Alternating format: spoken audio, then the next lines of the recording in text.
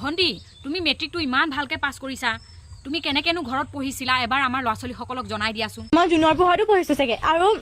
দুদিনমান মই জোনাকী পৰুৱা বটলত ভৰাইও পঢ়িছো হা কি ক'লা দুদিনমান মই জোনাকী পৰুৱা বটলত ভৰাইও পঢ়িছো হা জোনাকী পৰুৱা পোহৰতো পঢ়িব পাৰে নেকি আজিৰ পৰা মই জোনাকী পৰুৱা বিচাৰি ফুৰিব লাগিব দেই ৰাতি আমাৰ ল'ৰা-ছোৱালীকেইটা সেই লাইটৰ পোহৰত পঢ়ে এই লাইটৰ বিলটো এনেই যায় নহয় জোনাকী পৰুৱা ইমান সহজ পদ্ধতিটো সেইটোৱে কৰিব লাগিব আৰু যে সেই জোনৰ পোহৰতো পঢ়িব পায় ন এই ল'ৰা-ছোৱালীকেইটাক সেই